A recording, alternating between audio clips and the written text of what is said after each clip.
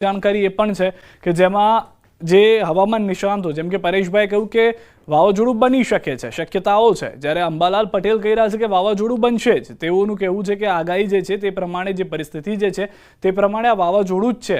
પરંતુ અહીંયા આગળ હવામાન વિભાગ તરફથી પણ અલગ જ પરિસ્થિતિ જોવા મળી રહી છે. હવે આપણે જણાવી દઈએ કે જે એક મેપ છે મારી પાસે, એ મેપની મદદથી આપણે જણાવું કે તેનો સંભવિત રૂટ શું હોઈ શકે છે. તો જે અથરેયા શેટ્ટી છે તેઓએ 2 મહિના પહેલા આગાહી કરી હતી કે એક વાવાઝોડું આવવાનું છે, પરંતુ તેનો જે સંભવિત રૂટ છે તે અહીંયા દ્રશ્યોમાં આપ જોશો તો ખ્યાલ આવશે કે તે મુંબઈ તરફ જોવા મળી રહ્યો છે. પરંતુ તે સંભવિત ટ્રેકની આસપાસની પરિસ્થિતિ જે લીલો રંગ છે તેટલું તે આસપાસમાં ફંટાઈ પણ શકે છે. એનો મતલબ એ છે કે ગુજરાતના જે વિસ્તારો છે તેને પણ તેની અસર જોવા મળી શકે છે. અત્યારના આ વસાઈ છે કે ભિવંડી છે એટલે કે મુંબઈના જે વિસ્તારો છે તેમાં તો તેની અસર છે જ, પરંતુ ગુજરાતના કેટલાક વિસ્તારોમાં પણ તેની અસર જોવા મળી શકે છે. કહેવામાં આવતું હતું કે બિપોરજોય વાવાઝોડું જે છે તે સૌથી વિચિત્ર વાવાઝોડું છે કે જેને ખાળવું મુશ્કેલ થઈ રહ્યું છે, પરંતુ અત્યારના હવે આ જે શક્તિ વાવાઝોડું બને છે કે નહીં તેને લઈને પણ મતાંતર જોવા મળી રહ્યો છે. અઘરી છે આ સિસ્ટમ, કેમ આવું કહેવામાં આવી રહ્યું છે તેને લઈને અલગ અલગ આગાહીકારો, ખુદ હવામાન વિભાગ અને સ્કાયમેટ શું કહી રહ્યું છે તેને પણ એક વખત સમજી લઈએ, પછી એના રૂટ ઉપર જઈશું. હવામાન વિભાગનું કહેવું છે કે ડિપ્રેશનથી મજબૂત થશે. એનો મતલબ સ્પષ્ટ છે કે અથવા તો આપણે એવું માનીને ચાલીએ કે ડિપ્રેશનથી મજબૂત એટલે તો ડીપ ડિપ્રેશન થઈ શકે છે, આવું હવામાન વિભાગનું કહેવું છે. સ્કાયમેટ શું કહી રહ્યું છે? સ્કાયમેટનું કહેવું છે કે ડિપ્રેશન બની શકે છે, એટલે કે ડિપ્રેશન બનવાની વાત જે છે તે આ બંનેમાં કોમન જોવા મળી રહી છે. અંબાલાલ પટેલ શું કહી રહ્યા છે? અંબાલાલ પટેલ કહી રહ્યા છે કે વાવાઝોડું બનશે. અંબાલાલ પટેલ પહેલેથી કહેતા આવ્યા છે કે આ વાવાઝોડું બનવાનું છે, એટલે કે જે શક્તિ નામ આપવામાં આવ્યું છે શ્રીલંકા તરફથી તે આ વાવાઝોડાને મળી જશે. તેની સાથે વધુ એક હવામાન નિષ્ણાંત જે સહમત છે એ છે અથરેયા શેટ્ટી, જેઓએ 2 મહિના પહેલા જ આગાહી કરી હતી કે એક વાવાઝોડું આવશે, ગુજરાત તરફ હશે કે અન્ય જિલ્લા તરફ અથવા અન્ય રાજ્ય તરફ તેની વાત કરીશું, પરંતુ વાવાઝોડું આવશે તેવું અથરેયા શેટ્ટીએ પણ કહ્યું હતું. અને પરેશભાઈ ગોસ્વામી પણ શું કહી રહ્યા છે? તે કહી રહ્યા છે કે વાવાઝોડું બની શકે છે અથવા બની શકે તેઓની એ વાત છે. એનો મતલબ એ છે કે અહીંયા ડીપ ડિપ્રેશનથી આગળ જાય તેવી પરિસ્થિતિનું નિર્માણ થઈ રહ્યું છે.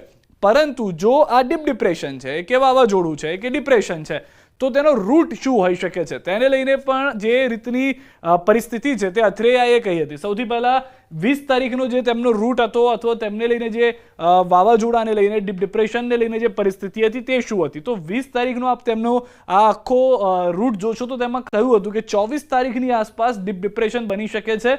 મુંબઈ અને ગુજરાતના કેટલાક વિસ્તારો આપ જોશો તો તમને ખ્યાલ આવશે કે તેમાં અસર જોવા મળી શકે છે, પરંતુ તેમણે કહ્યું હતું કે સમય લાગશે, 2-3 દિવસ લાગશે, ત્યારબાદ ખ્યાલ આવશે. તો તેમને 2-3 દિવસ પછી પણ જે વાત કરી એ છે આ 22 તારીખે તેમણે જે જણાવ્યું તે પ્રમાણે થોડો જે રૂટ છે બદલાયો છે, પરંતુ આ સિસ્ટમ અઘરી છે.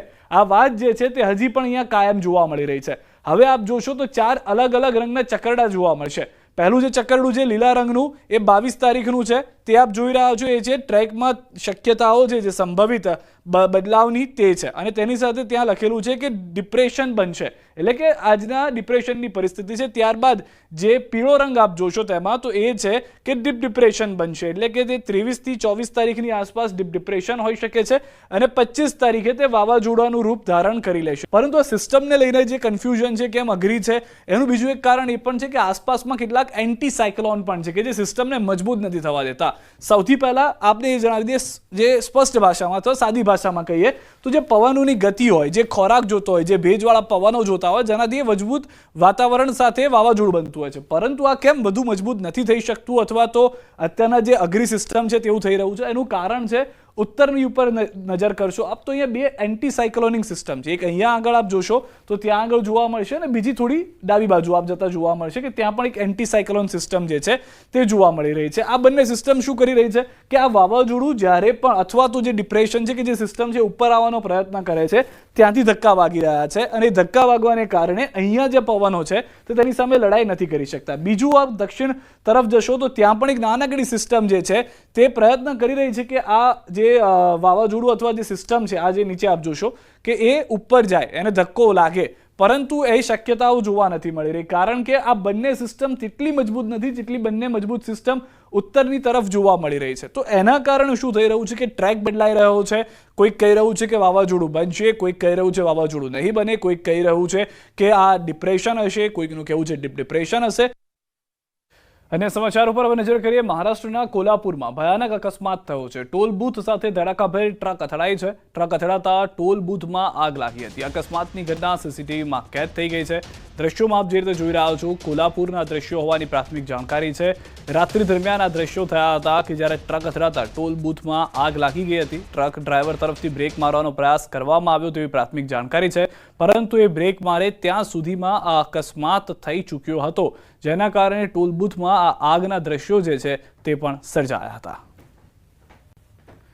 બીજી તરફ એ પણ જાણકારી છે કે આ જે વિડીયો છે તે 21 તારીખનો હોવાની જાણકારી છે, એટલે કે ગઈકાલનો આ વિડીયો છે અને રાત્રિના 9 વાગે આ ઘટના ઘટી હતી કે જેમાં એક ટ્રક ચાલક જે છે તે બ્રેક મારવાનો પ્રયાસ કરે છે, પરંતુ બ્રેક લાગતા સમય થઈ જાય છે. પહેલાં ત્યાં આગળ કોર્ડન કરવામાં આવેલું છે, એટલે કે અહીંયા ફાસ્ટેગનો ઉપયોગ નહીં થઈ શકે તેવું બોર્ડ છે, પરંતુ તે સમજે બ્રેક મારે તે પહેલાં આટલો મોટો અકસ્માત જોવા મળે છે.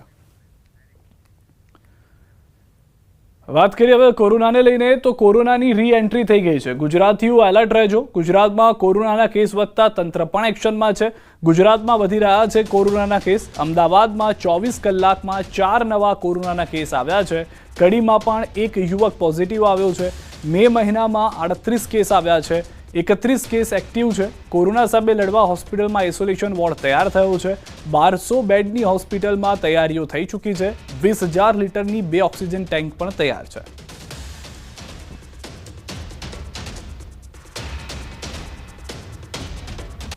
તો અમદાવાદ શહેરમાં કોરોનાના કેસમાં વધારો છે. કોરોના વાયરસના વધુ 4 કેસ નોંધાયા. 4 પૈકી 3 વ્યક્તિ બોર્ન આઇસોલેશનમાં છે અને એક વ્યક્તિ ખાનગી હોસ્પિટલમાં દાખલ છે. આ હોમ આઇસોલેશનની અંદર જે વ્યક્તિ છે તેને લઈને પણ જાણકારી છે કે તેઓ ગંભીર રીતે ચેપગ્રસ્ત નથી. એએમસીમાં અગાઉ 7 કેસ નોંધાયા હતા. આ સાથે જ અમદાવાદ શહેરમાં કોરોનાના કુલ 11 કેસ થયા છે. કોરોનાના કેસ વધતા એએમસી સંચાલિત હોસ્પિટલમાં ટેસ્ટિંગ શરૂ કરાયા છે. એલજી હોસ્પિટલ, શારદા હોસ્પિટલ અને એસવીપીમાં કોરોનાના ટેસ્ટિંગ કરવામાં આવી રહ્યા છે. તો રાજકોટમાં પણ કોરોનાના કેસ નોંધાયા છે. 43 વર્ષીય પુરુષનો કોરોના ટેસ્ટ પોઝિટિવ આવ્યો છે. ન્યૂ ઓમનગર વિસ્તારમાં પોઝિટિવ કેસ નોંધાયા. 43 વર્ષીય વ્યક્તિને હોમ આઇસોલેટ કરવામાં આવ્યા છે. ગુજરાતની અંદર જે કેસ છે તેમાં સતત વધારો છે. ખાસ કરીને અમદાવાદ ફરી એક વખત એપી સેન્ટર બની રહ્યું હોય કોરોના કેસીસનું તેવું લાગી રહ્યું છે, કારણ કે જે રીતના લોકો હજી પણ વગર માસ્કે ફરી રહ્યા છે કે જે પ્રિકોશન્સ રાખવાના છે તેની શરૂઆત કરવાની છે તે કહેવામાં આવ્યું છે. તો ફરી એક વખત માસ્ક પહેરવા માટે તૈયાર રહેવું પડશે અને જો માસ્ક નહીં પહેરો તો ચેપગ્રસ્ત થઈ શકો છો. કોવિડ-19નું JN1 વેરિયન્ટ જે છે તે હાલમાં ચિંતા વધારી રહ્યું છે. રાજકોટની અંદરની પણ તૈયારીના દ્રશ્યો મેં આપને બતાવી રહ્યા છે કે જ્યાં પણ સિવિલ હોસ્પિટલમાં તૈયારી પૂર્ણ